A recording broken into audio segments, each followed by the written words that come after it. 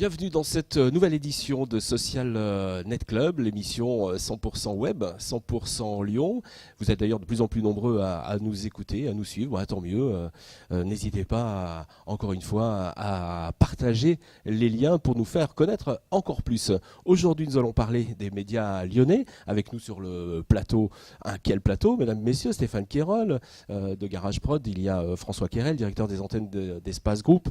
Wolfgang Spindler qui est là aussi d'Euronews, et puis Paul Satis de France Télévisions, Jean-Claude Pennec, journaliste économique et ancien président du Club de la Presse, et puis Laurent Zine du Zèbre.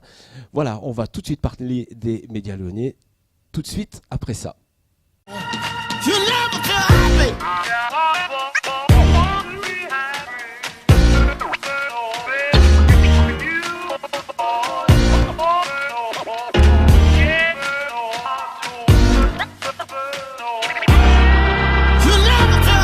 Voilà, sur le plateau, ici au Barrio Club, pour cette édition Social Net Club destinée aux médias. Alors on va les faire, dans cette première partie, on va les faire un petit tour un petit peu dans l'histoire. Il y a quelques années, la presse nationale décentralisait leurs éditions, que ce soit la presse écrite, la presse télévision ou même les radios, venaient ici à Lyon et puis ils sont partis. Bon, Jean-Claude Pennec, vous avez bien connu, vous, cette période, non pas que vous soyez trop ancien, bien sûr.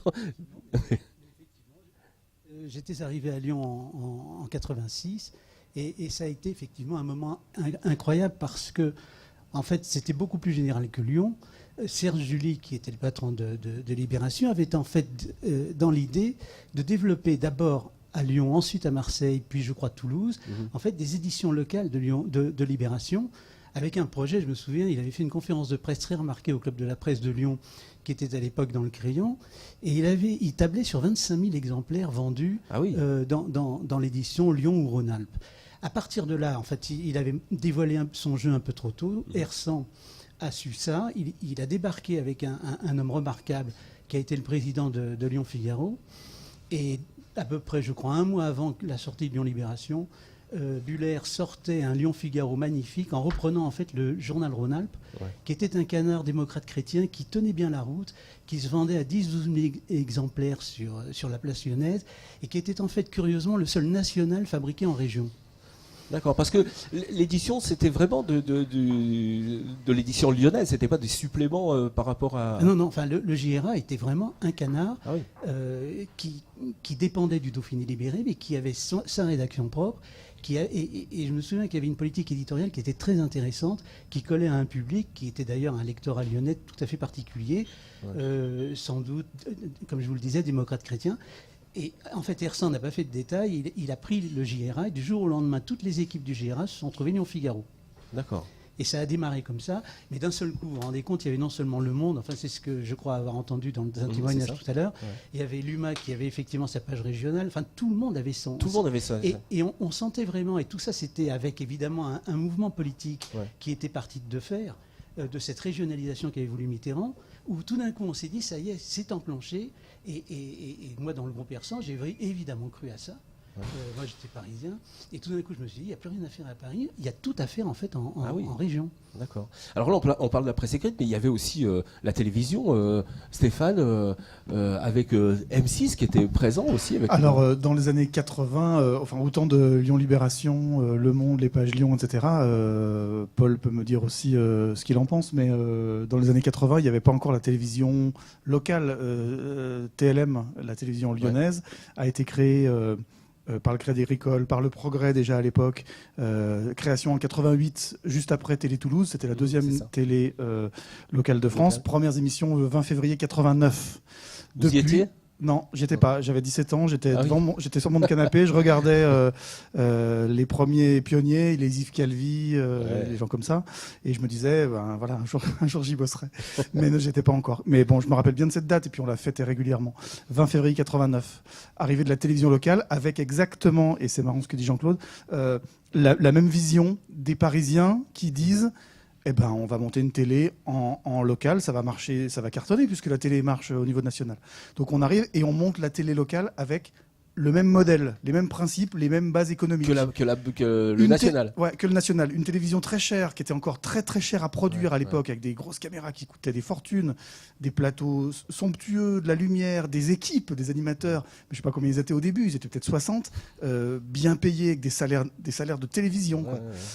Et puis ça a duré, je crois que ça a duré 2 ans, je crois, avant le premier dépôt de bilan. Ça a été évidemment ça a été assez terrible. rapide, en fait. Très rapide, ça a été sûr. nettoyé. Tout ça a été balayé très rapidement. Dépôt de bilan, redressement. Puis après, voilà, la télé locale s'est remontée sur des modèles qui sont toujours très compliqués, voire Bien sûr. Quasiment impossible à trouver. Ouais, bon, ça peut faire l'objet d'un autre Ouais, débat. bien sûr. Mais en tout cas, voilà, plus raisonnable en tout cas. Voilà, une télévision de crise en permanente. Ouais.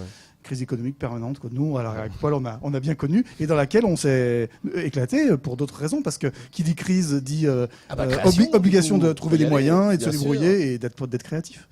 Paul, vous qui travaillez à France Télévisions, comment vous avez vu cette arrivée des médias parisiens, puisque vous étiez quand même, France 3 c'est quand même le local? Alors France 3 historiquement, mais ça c'est son cahier des charges à sa création au début des années 70. L'objectif de France 3, c'est ça, c'est de faire une télévision qui est aussi régionale, qui est en fait une antenne nationale, mais avec des décrochages régionaux. Ça n'a pas changé depuis la création de FR3 à l'époque. On nous dit encore FR3 aujourd'hui. C'est France, vrai. Région 3, c'est ça que ça voulait dire. Maintenant, c'est France 3 quand même depuis une bonne quinzaine d'années. On vous dit plus l'ORTF quand même. Non, mais FR3, c'est assez souvent. Heureusement qu'FR3 est arrivé. Et ça, c'est pour ça que France 3 existe. C'est pour faire ces décrochages régionaux. C'est sa raison d'être. Donc c'est ce qu'on fait depuis toujours. Mais il y a eu effectivement un mouvement qu'on peut dater à la fin des années 90 d'un intérêt des médias parisiens, audiovisuels, moi c'est ceux que je connais mieux, sur la scène de certain nombre de grandes villes, comme Lyon, comme Toulouse, des villes comme ça. Et il y a eu aussi foisonnement, comme il y a eu en presse écrite à un moment. Il y avait donc ce décrochage d'M6 qui a duré super longtemps, qui était vraiment un produit de grande qualité, fait par des gens qui avaient vraiment beaucoup de talent. Mais il y a eu aussi la radio, Europe 1 et RTL. Ouais. Moi, je suis arrivé à Lyon. En fait, je travaillais dans les locaux d'Europe 1 quand je suis venu travailler à Lyon. Il y avait un décrochage tous les matins, un journal lyonnais d'Europe 1. Donc, comme Europe 1 le faisait, RTL le faisait. Enfin, je ne sais pas lequel des deux commençait, mais quand l'un faisait, l'autre le suivait derrière. Et puis, en fait, ce qui a déclenché la perte de l'intérêt des Parisiens pour ces décrochages lyonnais, c'est la législation finalement. C'est pas tellement qu'à la tête de ces chaînes, ils voulaient se dire ah non, ça marche pas, ça marchait très bien. Le décro d'M6, ça marchait super bien. Les décros d'Europe 1 ou d'RTL, ça marchait très bien aussi. Ils avaient des locaux au Terreau ou rue de l'Arrêt pour RTL. Ce qui a plombé, c'est la législation. C'est-à-dire que c'est des groupes qui ne sont pas des groupes philanthropiques, des groupes privés. Ils étaient là pour faire de l'argent et ils ont demandé aux législateurs d'avoir accès au marché de la publicité régionale. Et à M6, on leur a toujours dit non. Et au bout d'un moment, Nicolas Taverneau a dit mais moi, je ne vais pas continuer à faire du décrochage, à payer un bureau, à payer des journalistes si je ne peux jamais faire de la publicité sur le territoire. Europe 1, RTL, c'est exactement la même chose. Alors, il existe aujourd'hui encore des radios, malgré tout, nationales qui font de l'info locale. C'est le cas d'Énergie, mais pour Énergie, ça a été... c'est presque culturel. Depuis la création d'Énergie, il y a des décrochages locaux et c'est même ce qui a fait le succès d'Énergie, qui est une radio profondément provinciale. Et est-ce que c'est pas pour les radios comme Énergie, dans leur cahier des charges même ? Oui, c'est ce qu'on appelle les radios de catégorie C, mais mon collègue d'Espace va mieux m'en parler. Mais voilà, le groupe Énergie continue, lui, d'investir sur un terrain local, avec Énergie, avec Nostalgie. RFM l'a fait à une époque. En revanche, le groupe Lagardère, le groupe Europe, lui, a fini par laisser tomber. Toute une génération de journalistes, dont Stéphane, je crois que tu dois faire partie, on a dû commencer sur des locales d'Europe 2, parce qu'Europe 2, ils étaient disséminés partout, même dans des toutes petites villes, en fait. Et on est plein à avoir commencé grâce à Europe 2, en fait, notre métier de journaliste. Et là-dessus, il y a Euronews aussi qui arrive. C'était cette période-là ou c'était bien plus tard, Wolfgang ? Nous, on est arrivé en 92. Ah oui, alors un peu plus tard. Décembre 92 et on a commencé à diffuser en 93, janvier 93. D'accord. Avec une fonction locale aussi ou pas vraiment ? Non, c'est du coup européen quoi qu'il arrive. Non, l'idée de Euronews c'était vraiment faire une télévision européenne vue par l'info vue par les Européens. Nous on a commencé dès le début à diffuser en 5 langues en parallèle et l'idée c'était faire les infos. L'idée, c'était un peu CNN à l'origine, qui a cartonné autour de la première guerre du Golfe, je crois. Et il y a certains qui se dit il nous faut aussi le regard sur le monde avec un angle européen. Et la perspective locale, c'était d'abord difficile parce qu'au début, Euronews était une chaîne de post-production. Ça veut dire nous, on avait des actionnaires. Pour calmer les actionnaires, on a dit, nous, on a une chaîne de post-production, on travaille avec les images de l'autre. Ça veut dire, nous, on n'est jamais plus rapide avec l'info que vous. Alors, ça permettait les actionnaires à se mettre dans le bateau, financer Euronews et avoir l'accès aux images locales avec des échanges peut-être de France 3 un peu. C'était très difficile. Ce qui était un peu plus facile après, avec l'arrivage des outils de production pas cher. Ça veut dire avec le numérique, on pouvait tout d'un coup sortir avec du budget acceptable, faire la production avec des logiciels de montage, faire le montage avec des coûts accessibles. On a trouvé des événements internationaux qui sont intéressants pour Euronews, comme les biennales de la danse. C'est la danse, c'est une langue qui se comprend partout. Mais au fur et à mesure, on a changé Euronews en une chaîne de production. Aujourd'hui, on fait énormément de production. Mais au début, c'était vraiment cette idée européenne, internationale, donner des infos internationales par une perspective européenne. Je reviens avec vous, Jean-Claude Pennec. Est-ce que vous pensez que Lyon a une place médiatique nationale? Est-ce que l'info peut partir de Lyon? Elle pourrait en tout cas. Et parfois, elle part de Lyon lorsque ça part. Par exemple, lorsque le président chinois est arrivé, je crois qu'il a commencé son voyage européen, je crois en Hollande, et sa première étape en France a été pour Lyon. Pour Lyon, oui. Lorsque les gros groupes qui sont dans, je suis économiste, les grands groupes qui sont dans la région effectivement ont une information et qu'ils acceptent de ne pas aller la divulguer à Paris. Ah oui. Oui, parce que malheureusement, c'est ce qu'on a toujours vu, c'est que la conférence de presse se fait à Paris, et éventuellement la conférence de l'après-midi se fait à Lyon. Mais bon, et si l'information le vaut, à ce moment-là, l'information, elle peut être à Lyon, elle est à Toulouse pour... je travaille beaucoup dans l'aéronautique, évidemment, toutes les informations partent de Toulouse. Ouais. Mais c'est une force d'être à Lyon, d'être... Non. Non, pas plus que... Non, enfin, je crois que pour Euronews, je laisserai Wolfgang dire ce qu'il en pense, mais pour l'information, il est évident qu'à un moment, il y avait un triangle d'or à Paris, on parle de confluence, il y avait un triangle d'or à Paris où tous les médias se trouvaient, c'était évidemment une force. Quand quelqu'un veut divulguer une information, il va dans ce triangle, il sait qu'il a tout le monde, le Figaro, le Monde, etc. etc. Et malheureusement, ça c'est un phénomène également très français, c'est qu'on a du mal à faire voyager cette information, elle est à Paris, ou en Ile-de-France, et on a du mal à la faire partir de là, alors que Genève, par exemple, a des médias qui se respectent, Turin a une Stampa qui est merveilleuse, Barcelone a des canards absolument superbes, et nous en France, mais je pense que... Alors pourquoi c'est centralisé à ce point-là? Ça suit la politique? Comment il s'appelait, Napoléon? et avant lui, Louis XIV, et avant lui, je veux dire, en fait, depuis les Bourbons, pratiquement, de toute façon, on a vu... Je me souviendrai, je suis historien d'origine, il y avait un truc qui m'avait toujours frappé, je dérape un peu, mais... sous Saint-Louis, donc aux alentours de 1250, on a vu les voyages du roi, qui était jusque-là sur les bords de la Loire, tout d'un coup se rapprocher de plus en plus de l'Île-de-France. Et je crois qu'à partir de là, en fait, tout a commencé à se concentrer en Île-de-France, c'est-à-dire la politique, l'économie, la culture, et la culture surtout avec Louis XIV. Et je pense qu'on n'en est jamais sorti. Enfin, je voulais juste rajouter quelque chose, parce que je suis aussi allemand. Et nous, on a une culture complètement différente. Ça veut dire la structure de l'État est dans l'Hélène qui a beaucoup d'autonomie sur la police, l'éducation et aussi sur la presse. Si vous regardez la presse allemande, vous avez au moins entre 3 et 5 qui existent depuis toujours. Vous avez le Frankfurter Rundschau, Allgemeine Zeitung, vous avez les Süddeutsche Zeitung. Ce sont des références. Ce sont des références. Ce n'est pas des petites journaux régionaux. Aussi, et ils sont disséminés dans l'Allemagne. Mais on peut les acheter même en France. Hein. D'accord. Si bien sûr. À la gare, vous achetez Frankfurter Rundschau, Süddeutsche Zeitung, vous achetez tout. Aussi, cette centralisation a aussi ce problème que tout ce qui est important, on cherche à faire à Paris.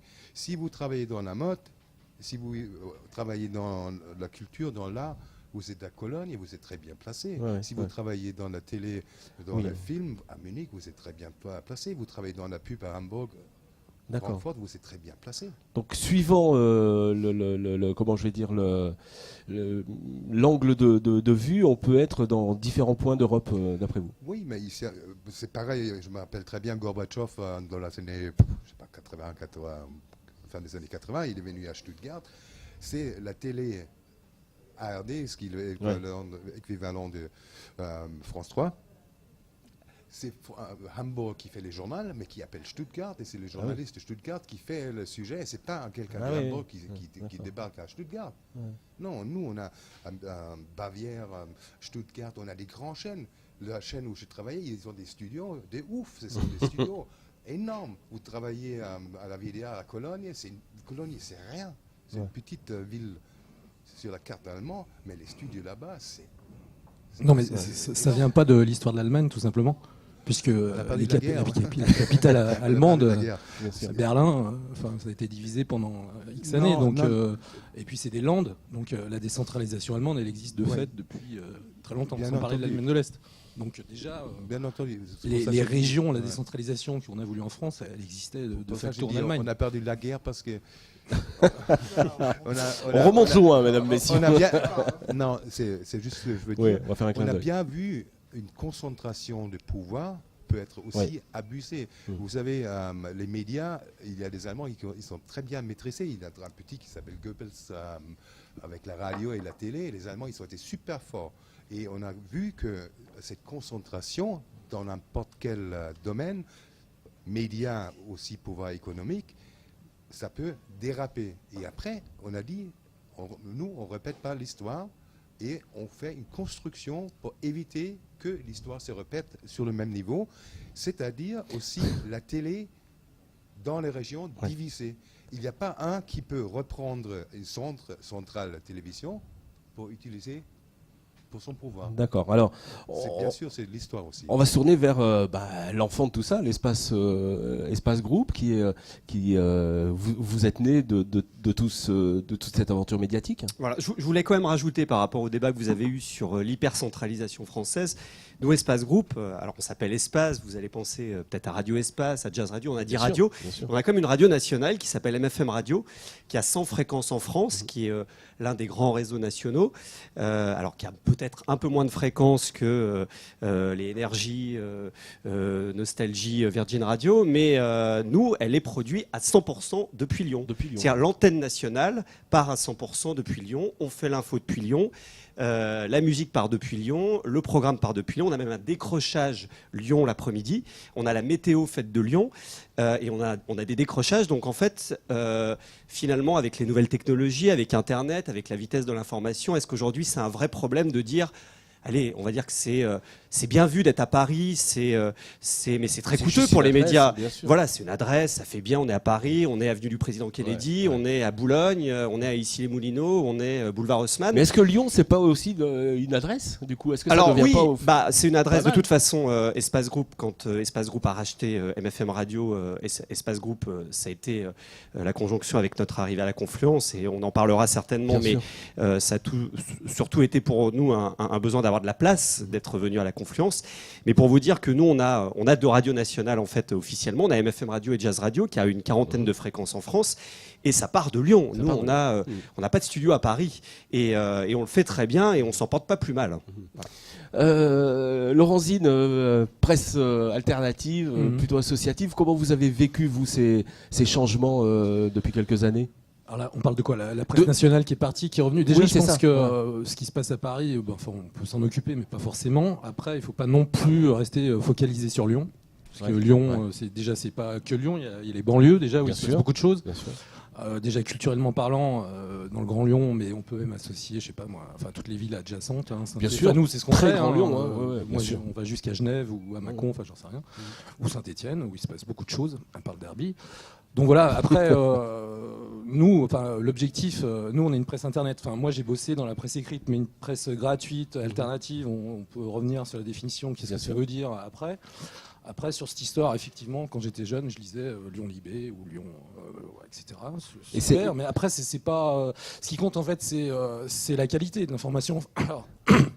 Voilà, c'est ce que disait la Claude façon Cordier, de faire, justement, l'éthique, la déontologie du journal. Bien sûr. Après, on peut faire ça bien à Lyon, Paris ou, oui, y a pas de... Vladivostok, c'est pas le problème. Donc sur cette histoire de Lyon ou pas Lyon, je vois pas trop le. Mais bon, après, c'est non, mais c'est ces médias parisiens qui arrivent. On est à Lyon, oui. Et qui disent voilà, on vient et puis. Non, mais je pense pas qu'à Lyon, on a tous le regard tourné vers Paris. Enfin, en plus, même déjà rien qu'au niveau culturel, bon, enfin, je sais pas ce qui se passe. J'en sais rien, moi, la Villa Gilet ou la Biennale de la Danse. Enfin, je veux dire, c'est plutôt Paris qui regarde Lyon. Enfin, bon, là, voilà. Après, c'est le chauvinisme, ça. Non, oui et non. Enfin, moi, je suis lyonnais, mais enfin, non, mais l'info peut partir, comme vous disiez, peut partir de Lyon aussi. Enfin, c'est le cas d'Euronews. Euronews est une chaîne même mondiale aujourd'hui. Et lyonnaise. Et elle a toujours été faite à Écully, bientôt à Confluence. Et vous vous en portez pas plus mal. Bon, après, vous avez une fonction de retraitement du desk, retraitement d'image. Vous n'avez pas de terrain, mais finalement, que ce soit fait à Lyon, à Aurillac ou à Paris, c'est pareil. Il y a même un troisième média national dont on ne parle pas du tout, qui est un des médias de France Télévisions, France 3, ex-France 3 Sat, qui était d'ailleurs dans les locaux de Euronews, et qui s'appelle France 3 Toute Région maintenant, qui est installée à Vèze, qui est une entité, une rédaction nationale de France Télévisions, qui est installée à Lyon depuis assez longtemps. Alors c'est vrai, est-ce qu'on a besoin d'être à Paris pour faire de l'information avec toutes les technologies qu'on a aujourd'hui? Ça tient quand même à la structure de Paris. Est-ce que France 2 ou TF1 pourraient être à Lyon? Objectivement, non, ils ne pourraient pas, pour une raison simple. Le gouvernement de la France, il est à Paris. C'est comme ça, on peut se rêver Lyon capitale, mais on ne l'est pas. C'est Paris la capitale, donc c'est à Paris malgré tout que se prennent toutes les décisions politiques. Et puis la culture, tu le sais bien Stéphane, la culture, ok, on a la Biennale de la danse, on a plein de choses super intéressantes à Paris, mais n'empêche, la culture est majoritairement parisienne. Les grands musées nationaux sont à Paris, les grandes pièces de théâtre sont à Paris. Quand une star internationale vient en promo, elle vient à Paris. C'est pour ça que les médias aussi sont à Paris, bien entendu, que ce serait moins cher de faire à Limoges, de mettre le siège de France Télévisions à Limoges. Ça coûterait moins cher et ce serait certainement plus beau, mais on ferait beaucoup de bornes pour aller faire le Conseil des ministres. Et en même temps, Wolfgang en est la preuve vivante, Euronews n'est pas installé à Strasbourg ou à Bruxelles. Pourquoi est-ce que Euronews s'est installé à Lyon plutôt qu'au centre du pouvoir européen? Alors on en parle tout de suite après. On en parle tout de suite après que le pôle médiatique, c'est tout de suite après ça.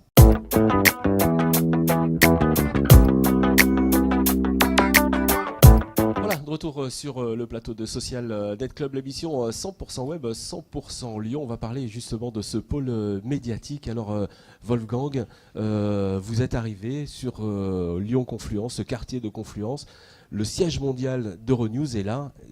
Pour quelle raison vous êtes installé ici? Parce qu'aujourd'hui on diffuse en 13 langues et c'est pas terminé. Alors il manque la place parce que là où on est, c'est très serré, c'est très petit.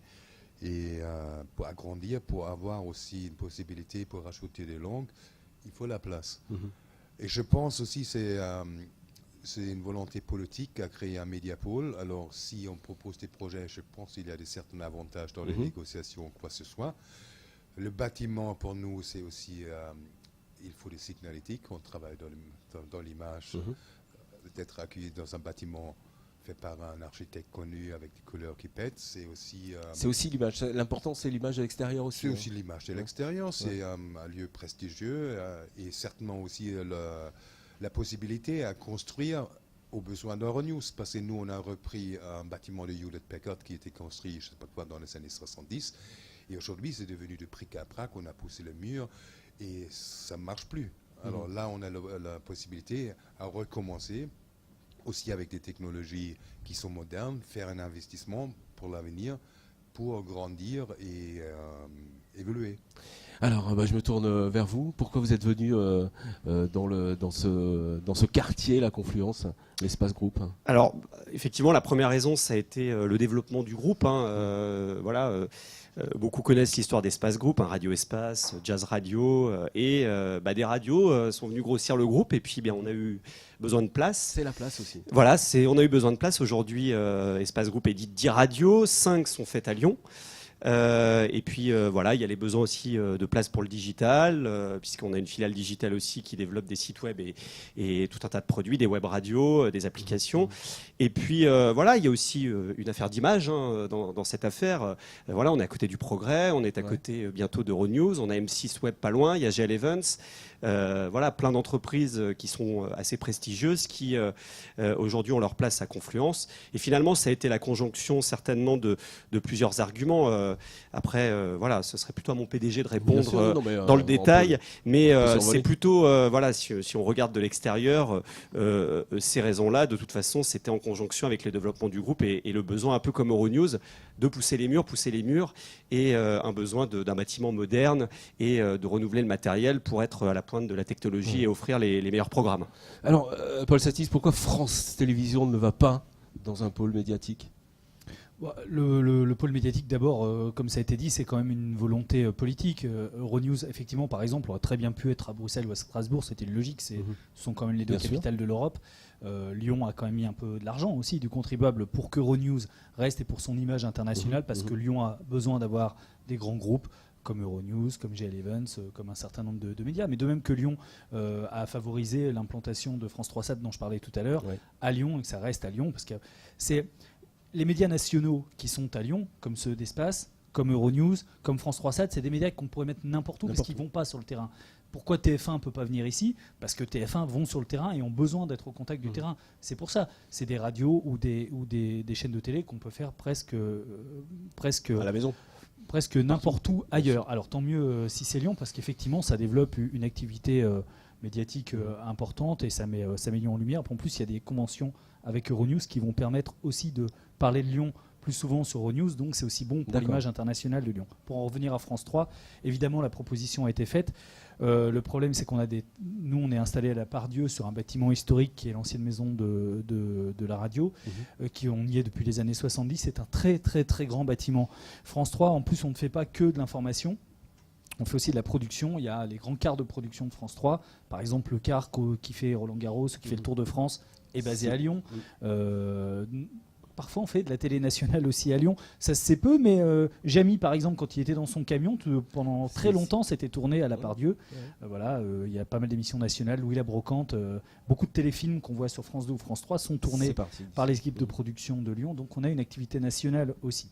Tout ça demande beaucoup d'espace, pour le coup, qui aurait été difficile de trouver à la Confluence. Alors après, il est vrai qu'à chaque fois que Gérard Collomb est invité à France 3, il orne sur notre énorme pelouse. Et quand il voit notre jolie pelouse, il se dit ça ferait une tellement belle tour.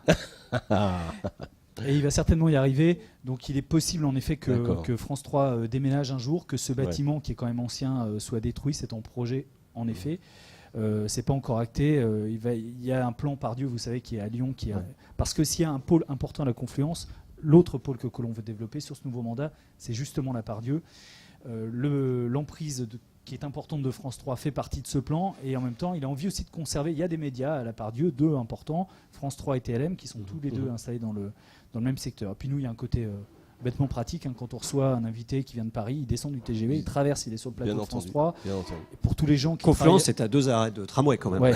Pour tous les gens pour tous les gens qui habitent en dehors de Lyon, qui travaillent à France 3, c'est aussi très pratique d'arriver à la gare de la Part-Dieu. Il y a un aspect, effectivement, on est proche de la préfecture, on est comme pour ceux qui étaient sur la presqu'île, qui travaillaient sur la presqu'île. Bon, voilà, dont parlait Claude Cordier tout à l'heure. C'est quand même aussi des endroits centraux dans Lyon.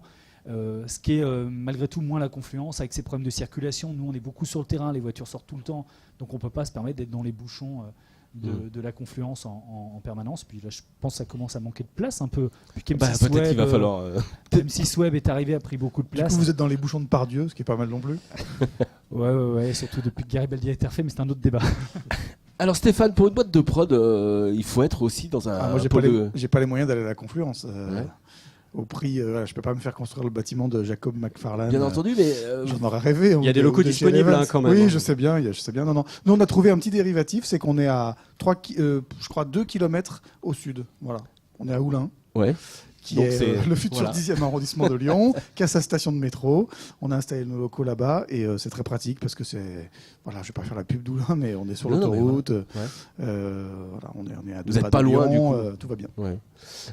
Laurenzine, vous voyez comment, vous, de votre œil, tous ces grands bâtiments ? Je rebondis sur Oulin. C'est le 10e arrondissement, mais il y aura bientôt plus de klaxons NMJC, c'est ce qui est un petit peu dommageable pour Oulin. Après, oui, c'est un autre débat, monsieur. Bien sûr, mais c'est bien de le dire. Sur Confluence, nous, on n'y est pas, mais... oui. aucune envie d'y être. Mais enfin, ça c'est pas. Après, pour moi, Confluence, je rejoins ce qu'a dit Monsieur de France Inter. Hein, c'est ça. Oui, c'est ça, Claude Cordier. Je vois pas l'intérêt, si ce n'est l'envie-trine. Voilà. Ouais, d'accord, vitrine. C'est la vitrine. Ouais. D'accord. Mais bon, c'est simple. Je vais pas dire que c'est bien ou mal. C'est tout. Très bien. Pour en terminer sur ce sujet, Jean-Claude Pennec, est-ce que ce pôle média peut être une plaque tournante entre le nord et le sud au niveau de l'Europe? Est-ce que ça sert aussi à ça, peut-être, un pôle média, de regrouper tous les médias à un endroit? Moi, j'ai plutôt vu le contraire. C'est-à-dire, j'ai plutôt vu des médias partir des endroits historiques où ils se trouvaient pour des raisons économiques. Donc le mouvement qui se passe à Confluence, excepté quand même la problématique des transports. J'ai pas très bien compris comment on allait circuler dans cette espèce de cul-de-sac. Oui, il y a les fleuves. Il y a des projets de faire de nouvelles voies. Ils vont, je crois que vers les Boucheries André, il va y avoir un accès, mais je vous garantis que c'est pas simple tous les jours. Ouais. Je vous garantis que j'ai interrogé, c'est un peu ma spécialité, j'ai interrogé RFF et la SNCF sur le sujet. Et depuis des années, ils ont été quand même sollicités par Gérard Collomb. Est-ce qu'on ne pouvait pas au moins réduire à 2 voies le faisceau actuel, et notamment, une des raisons pour lesquelles ils ne peuvent pas supprimer le nombre de voies, il y en a 8 ou 10. Et ça fait une sorte de tranchée qui coupe ce quartier, malheureusement. Et malheureusement, RFF et la SNCF ne peuvent pas, parce que c'est notamment là qu'ils ont ce qu'ils appellent une zone tampon fret, où ils changent de conducteur, où les trains fret sont mis sur une voie de garage pour laisser passer les trains de voyageurs qui arrivent de Saint-Étienne. Et quand je demande à tous ces gens-là, est-ce qu'on peut espérer quand même que vous allez couvrir ces voies-là, ou que vous allez développer quand même plus de souterrains que les 2 qui sont prévus? Pour le moment, en fait, ils me disent tous qu'on manque tellement d'argent que pour le moment, ça n'est pas en projet. J'espère quand même que dans les 5 ou 10 ans, il y aura des choses qui se passeront, mais pour le moment, je pense que c'est ce qui pénalisera le plus le pôle. Les accès. En même temps, c'est quand même incroyable de prendre 5 hectares en plein centre-ville pour changer de conducteur sur un train. Parce que c'était une friche. C'est pas mal, qui avait été laissée. Il est à l'aise, le gars. Il a la Confluence, lui. Mais non, lui, il y est, ouais. Pour revenir à votre question, évidemment, c'est merveilleux. Moi, je trouve d'avoir effectivement tout d'un coup d'arriver à concentrer. Mais si on arrivait à concentrer, et si on arrivait à attirer d'autres médias, mais des médias beaucoup plus agissants encore, je veux dire, des correspondants de journaux nationaux, et internationaux, et de la presse locale. Alors, on n'en a pas parlé, mais il reste combien aujourd'hui de correspondants de journaux nationaux, par exemple, à Lyon? Et moi, ce que j'espère, c'est qu'un jour ou l'autre, on va revenir avec un correspondant du Monde, avec des gens comme ça. Et si on peut leur faire un peu de place au Confluent, à côté on les mettra à côté, il y a de la place. Merci. Oui, Paul. Je vais rebondir là-dessus, mais c'est vrai, c'est très vrai ce qu'il dit pour les radios, par exemple. À une époque, les radios voulaient absolument avoir pignon sur rue. Donc Europe 1, le groupe Europe 1, avec toutes ces radios qui allaient avec, Europe 2, RFM, etc., était place des terreaux. Avec vue sur l'hôtel de ville. RTL très très longtemps avait des magnifiques locaux qui étaient sur la place de la République. Tout ça a été vendu. Les correspondants aujourd'hui de ces radios bossent de chez eux et ils existent toujours, heureusement. Il y a encore Radio France rue des Archers, je crois. Ouais, il y a encore Radio France rue des Archers. Les derniers résistants. Qui résistent encore. Et en fait, c'est vrai que ils veulent pas partir. Il y avait un gros pôle média en centre-ville, sur la presqu'île, en cœur de presqu'île, autour de Bellecour, avec ces radios. La ville, quoi. Évidemment, rue de la Charité, avec le Club de la Presse, avec le Progrès, qui a déménagé il n'y a pas si longtemps que ça d'ailleurs, le Progrès de la rue de la Charité. Et tout ça s'est décalé. La Confluence, c'est vraiment une volonté politique de Gérard Collomb de développer ce quartier. C'est d'ailleurs, moi je trouve, plutôt réussi, à la fois architecturalement et puis sur ce qui s'est construit. Voilà. Après, est-ce que ça pèse? Et puis les médias, par définition, enfin, quand on lit un Canard ou quand on regarde la télé ou qu'on écoute la radio, on ne sait pas forcément où c'est fait. Bien sûr, donc que ce soit fait à la Confluence ou à Oulin, après tout, ça ne change pas grand-chose pour le lecteur ou l'auditeur. Donc on est vraiment dans l'affichage. Ce qui est vraiment de l'affichage, de la com politique, c'est Euronews, incontestablement, avec ce bâtiment vert qu'on ne peut pas rater quand on est auprès de l'autoroute A7. Donc le coup politique de Gérard Collomb sur la Confluence, c'est Euronews. Dans un premier temps, Espace, en effet. Enfin, le Progrès également. Le Progrès qui a été le premier historiquement, où TLM s'était installé à l'époque où ils appartenaient au Progrès. Donc il y a eu l'embryon a commencé comme ça. Aujourd'hui, ça s'est développé. Après, il y a effectivement tout l'autre côté qui va être aménagé, l'ancien marché-gare où il y a beaucoup de possibilités. Mais on va finir par être au taquet. Est-ce qu'il y a un intérêt à ce que le correspondant du Monde soit à la Confluence plutôt qu'ailleurs? Finalement, il y a quelque chose dont on parle peu. Moi, j'en ai parlé parce que c'est notre cas.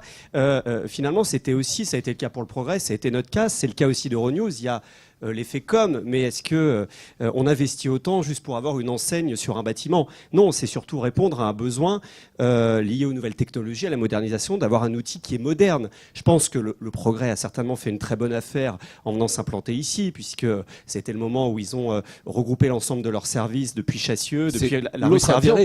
L'autre intérêt, regrouper, mais c'est aussi avoir un outil moderne. C'est aussi le seul endroit à Lyon, concrètement, où il y a autant de foncier. Voilà. C'était la ville en Europe où il y avait, en centre-ville, autant de foncier. Il y avait des terrains vides. Donc sur des terrains vides, on peut construire des tas d'immeubles, donc de médias, d'autres entreprises. GL Events s'est installé aussi, parce qu'il y a de la place. C'était le seul endroit dans Lyon où il y avait de la place. Donc c'est certainement la vraie raison. Je pense en ce qui nous concerne, c'est ultra attractif. Oui, c'est d'avoir de la place pour pouvoir se développer. Et je pense que c'est une des premières raisons des dirigeants d'Euronews, et pas uniquement d'avoir le bâtiment vert qui est magnifique. Effectivement, c'est effectivement avoir de la place. Voilà. Mais c'est clair, les bâtiments, il y a des limites. À un moment donné, vous avez un appartement, on ne peut plus le pousser. Vous avez des enfants, à un moment donné, il faut prendre une décision. Et pour Euronews, dans votre cas, c'est pareil. Oui, ça a été la même raison nous concernant. Ça a été la conjonction avec l'acquisition de nouvelles radios, voilà, tout simplement. Et très souvent, on commence à améliorer avec du bricolage. À un moment donné, ça devient du bricolage. Et à un moment donné, il faut arrêter et recommencer par zéro. Sinon, on se perd. Et certainement, avec une monde qui travaille beaucoup avec Internet, avec des nouvelles technologies, si vous n'êtes pas cutting edge de haute technologie, vous êtes perdu. Alors justement, la haute technologie, on va en parler tout de suite après notre petite pause. On va parler de la révolution Internet dans les médias lyonnais.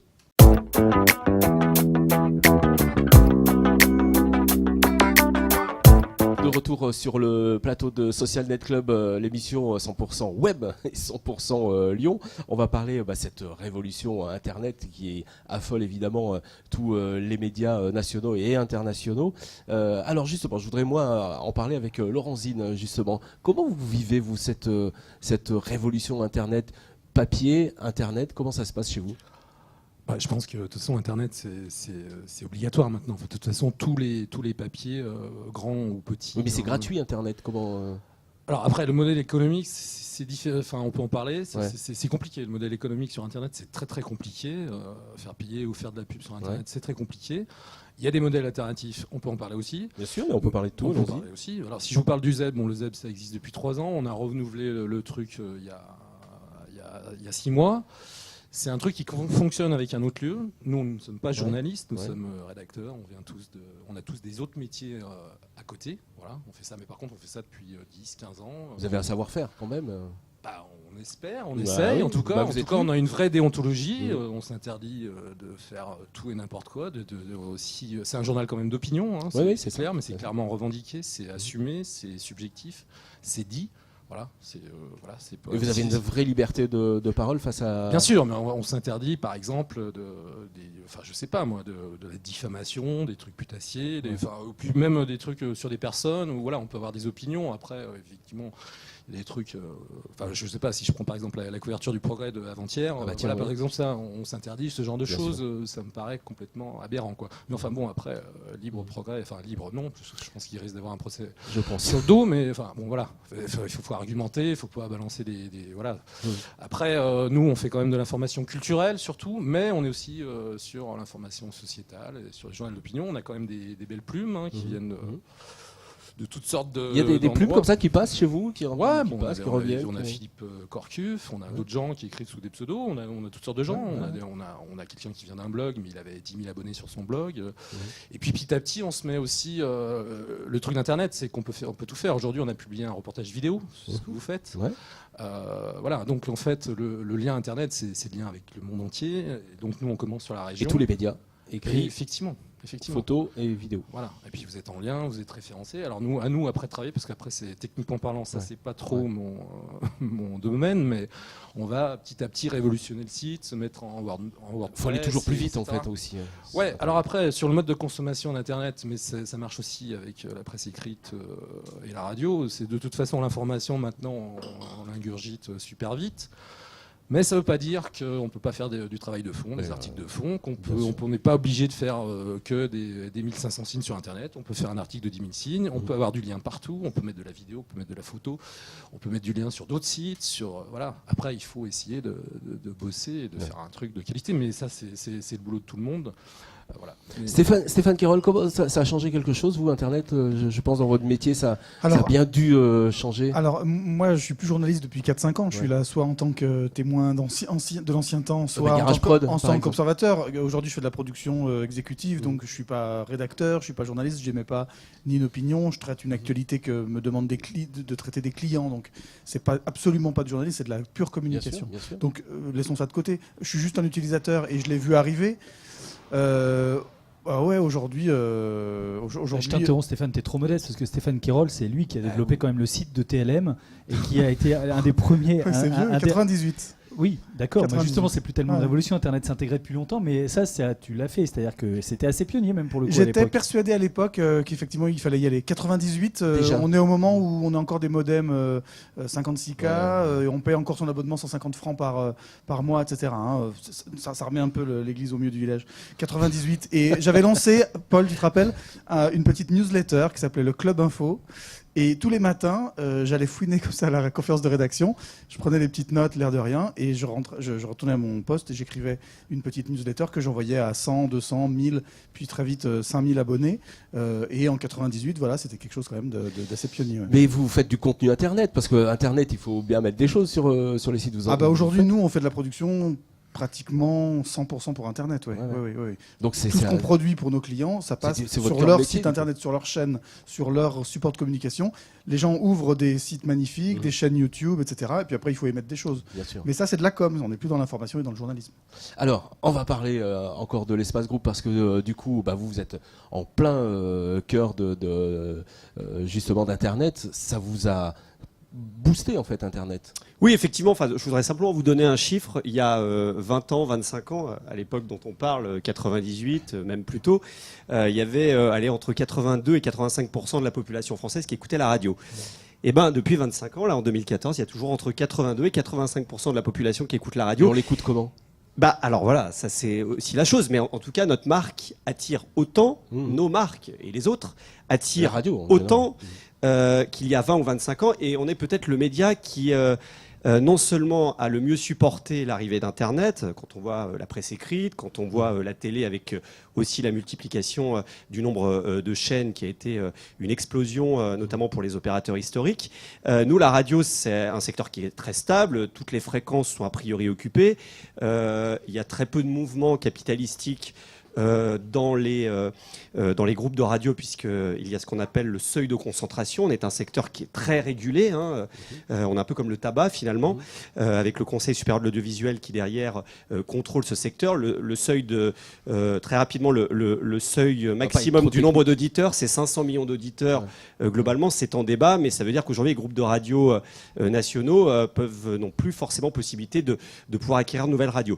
En tout cas, Internet, ça nous a boosté, puisque non seulement on garde l'acquis, mais en plus de ça, ça nous permet de faire venir peut-être des plus jeunes. Donc c'est pour cette raison, comme tous les groupes de radio, on a développé des applications pour chaque radio.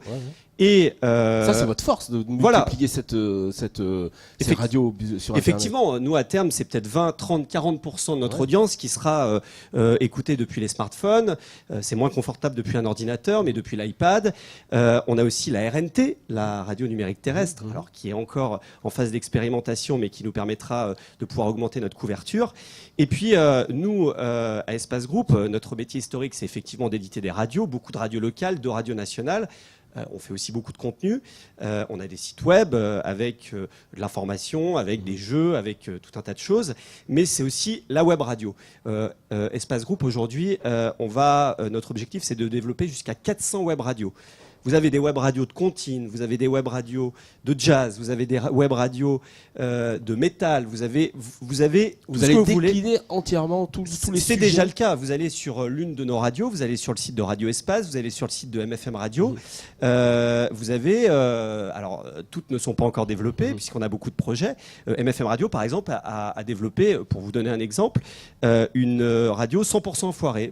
Toute la journée, si vous avez écouté, vous avez envie d'écouter les enfoirés. J'en ai écouté une, moi, je sais pas si c'est chez vous, mais c'est 100% Elise Moon. Ça devient, ça devient un peu stressant. Tout est possible. Mais alors, est-ce que vous sciez pas la branche sur laquelle vous êtes assis? Parce que moi, je suis très client de ces applications. Non. Je télécharge l'application Jazz Radio, j'écoute chez moi, mais vraiment je le fais. Et alors j'ai le choix entre écouter le flux de la radio en direct, où j'ai toutes les infos, les pubs, les pauses, etc., et dont je me fiche, ou alors le flow comme ça, sans pub, sans parole, sans animateur, sans info, je suis tranquille, j'ai que de la musique, et du coup je vous rapporte pas un centime. Eh ben non, parce que alors il y a deux choses. D'abord, si demain, parce que l'audience de la radio Médiamatrie vous appelle, vous allez dire j'écoute Jazz Radio, donc vous écoutiez Jazz Radio Lounge, Jazz Radio Christmas, qui est une radio qui a cartonné nos web radios, on a explosé les compteurs, les gens ils avaient envie d'écouter de la musique de Noël. Ouais. Eh ben sachez qu'aujourd'hui, là, on est en train de démarrer la chose, puisqu'on a une régie publicitaire qui nous commercialise. Vous allez mettre de la pub là-dessus. Mais c'est le cas, c'est le cas des radios nationales. Moi, j'écoute beaucoup de podcasts aujourd'hui. C'est aussi ça démarre avec de la publicité. Et aujourd'hui, petit à petit, on commence à développer. Bien évidemment, on n'est pas philanthropique, hein, mais petit à petit, vous allez avoir un peu de publicité qui va arriver. Il y en aura un petit peu moins que sur les radios FM, mais ça, c'est effectivement notre modèle économique. Parce qu'on fonctionne sur la publicité, mais c'est le cas de tous les groupes de radio qui développent des web radios. Aujourd'hui, il y a eu la phase où, effectivement, il y avait phase de découverte, mais aujourd'hui, on est en train de passer sur la phase de commercialisation. Ça sera pas trop commercialisé, justement, on va pas tomber dans enfin, c'est le cas de France Télévisions. Moi, j'ai regardé l'autre fois une émission, il y a de la publicité au début en replay. Et ce qui est bien comme modèle avec ces web radios, c'est que ça coûte que dalle à faire. Alors là, vraiment que dalle. Il suffit de rentrer quelques titres dans une playlist, le logiciel tourne tout seul. Nous, on a déjà la base en plus, donc voilà, c'est un algorithme à mettre en place. Voilà. Le logiciel tourne tout seul, et après on commercialise. C'est génial comme modèle économique. Ça coûte rien du tout, ça fait que rapporter. Et ça fait plaisir aux auditeurs. Enfin, pour l'instant, ça coûte. Oui, mais j'ai l'impression que le modèle économique est plutôt bien vu d'ailleurs. Alors France Télévisions, avec l'arrivée d'Internet, ça a révolutionné aussi l'opérateur historique, non ? Alors Internet, ça fait donc, comme je disais, un peu longtemps. Ce qui est la révolution aujourd'hui, c'est pas tellement Internet, c'est intégré depuis longtemps. La révolution, c'est ça. La révolution, c'est les smartphones, c'est-à-dire tout ce qui est mobile. Et le replay. Et le replay. Le replay pour la télévision de flux, pour la radio de flux, les podcasts et le replay. C'est incroyable. Alors le podcast, bizarrement, ça avait assez peu pris, mais c'est le replay qui marche bien. Donc ça s'appelle France TV Plus, où vous pouvez voir les chaînes en direct sur votre smartphone et prendre absolument tous les contenus qui sont faits par France Télévisions sont disponibles pendant une dizaine de jours. En fait, on raisonne plus tellement Internet. Ça veut plus rien dire Internet qu'on oppose à la télévision. Comme je ne sais plus qui disait que finalement la radio n'avait pas du tout été tuée par Internet, c'est toi. François Terrel. De même la télé. Il y a eu une étude récente qui montrait que jamais les Français n'ont tant regardé la télé, 3h30 en moyenne par jour. C'est complètement délirant quand on y pense. La difficulté, c'est juste l'arrivée de la TNT. Aujourd'hui, 25 chaînes gratuites, les box, qui a fait qu'aujourd'hui, des chaînes comme France 2, France 3, TF1, les parts de gâteau se sont divisées quand même. En réalité, pas tant que ça. D'autant que tous ces groupes, en plus, sont tous présents sur la TNT. On pense qu'on est en train de regarder 25 chaînes. En réalité, on regarde 4 groupes de télévision principaux. M6, TF1, Canal et France Télévisions. Et voilà quoi. En fait, on pense global média, c'est-à-dire que tous les médias sont interconnectés les uns aux autres. Quand on fait de la télé, ça correspond à un contenu écrit Internet, à une vidéo qui sera en replay, et tout ça est interconnecté. C'est-à-dire qu'on n'est plus sur un modèle où on dit tiens, on fait juste de la télévision. Nous, on part plus en reportage sans avoir un smartphone qui est capable de faire une photo, qu'on est capable d'envoyer, qu'un journaliste web est capable de mettre uniquement sur le web. Autre évolution quand même, je ne sais pas ce qu'en pensent les confrères, c'est Twitter. Twitter, c'est un truc assez hallucinant qui a quand même vraiment beaucoup changé depuis 2 ans, la manière de faire de l'information. Alors certes, l'information immédiate, ça existe en radio depuis que la radio fait de la radio, mais sur Twitter, où tout le monde, nous on avait avant des fils d'actu, les fils AFP que tous les journalistes connaissent, et maintenant ce fil d'information, tout le monde l'a. Voilà. Tous les médias sont présents sur Twitter, l'info est de plus en plus immédiate. plus courte, 140 signes, donc c'est juste une info extrêmement brute.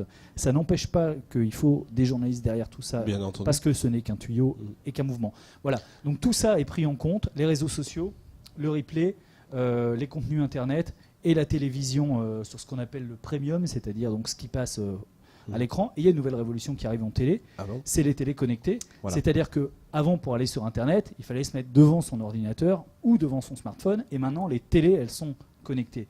C'est pas encore très très développé. La France Télé, par exemple, vient de créer la première chaîne d'infos connectées continues, donc sur des télés connectées.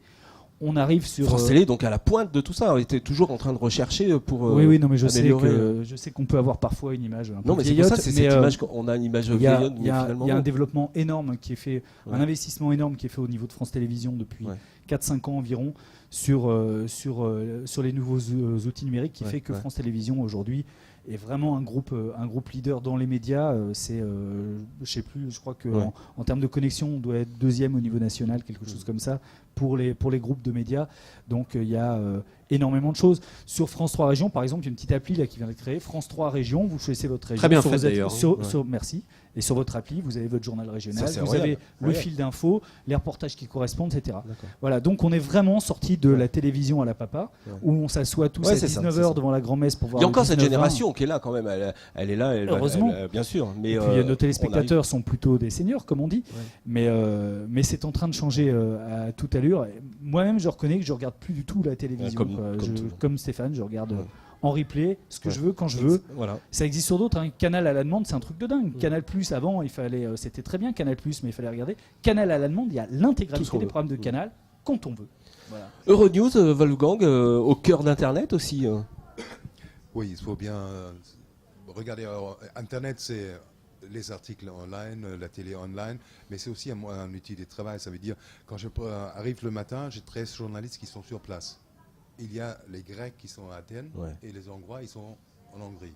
Ça veut dire, je communique, on échange les fichiers vidéo par Internet. Eux, ils peuvent consulter à Budapest ou à Athènes. Ils mixent leur sujet sur place. C'est envoyé à Euronews par Internet et c'est mélangé. Le master est mis ensemble à Euronews. Encore, ça aussi, l'envoi d'émissions qui est instantané. C'est la production. C'est la production pure et dure. Et on se rappelle très bien en 92 quand on voulait envoyer des images. C'était un satellite. Un satellite, c'était 500 € le 10 minutes. Les 10 minutes, je crois.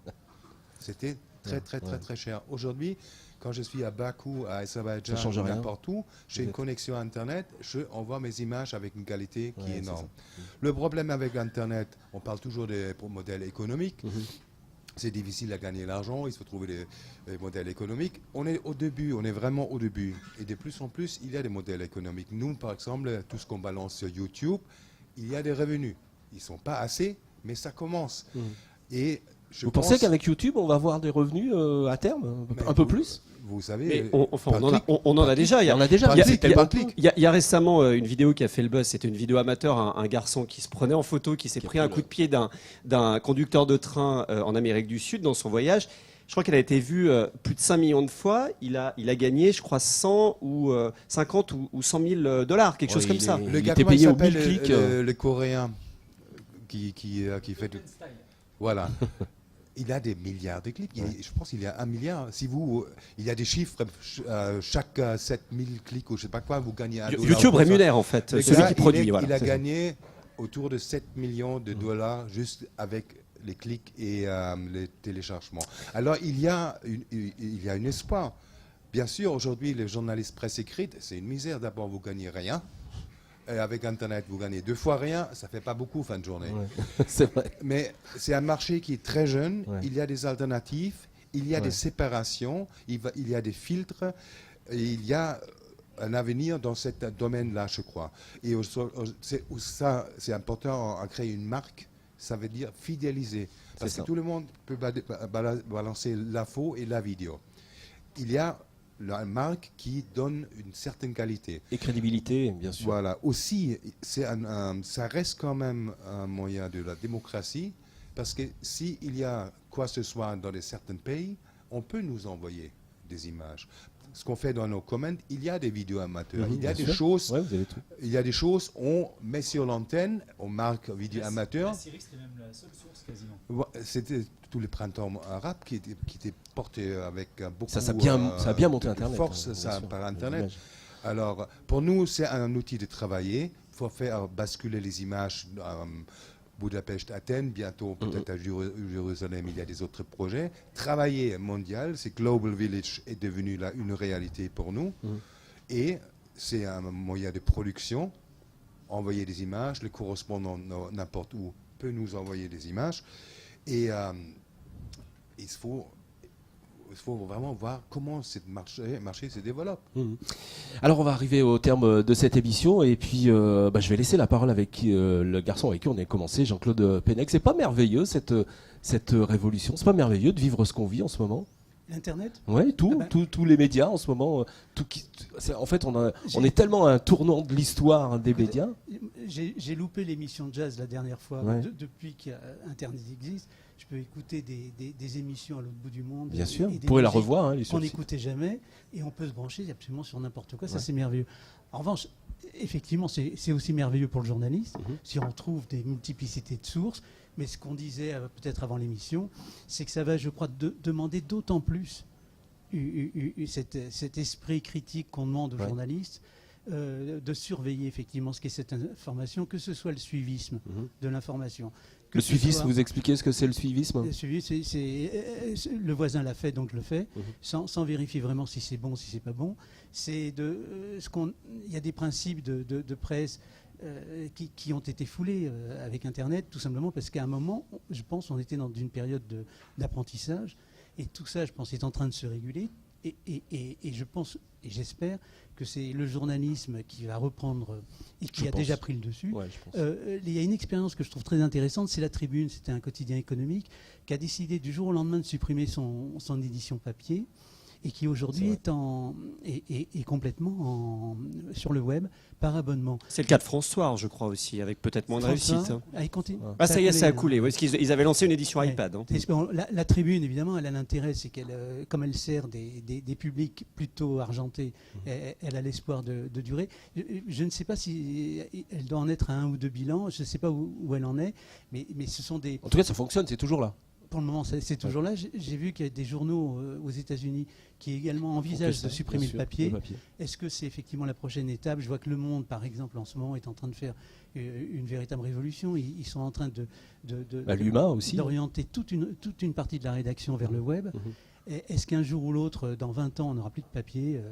On verra bien. En tout cas, j'espère qu'on sera encore là pour le voir. Il y aura toujours et de plus en plus d'infos, je crois, surtout. En tout cas, on a essayé de vous faire découvrir un peu les médias lyonnais. Vous voyez que ils ne sont pas en reste, tous nos médias. Merci d'avoir participé à cette émission. Ça m'a fait vraiment plaisir de vous recevoir sur Social Net Club. N'oubliez pas de partager cette émission et faites-le savoir. Derrière la caméra, on va remercier Juliette. À la réalisation, c'était Denis Fabien Corlin. Merci également à la préparation de l'émission, c'était Fred Vialet. Merci, à la prochaine fois. Bye bye.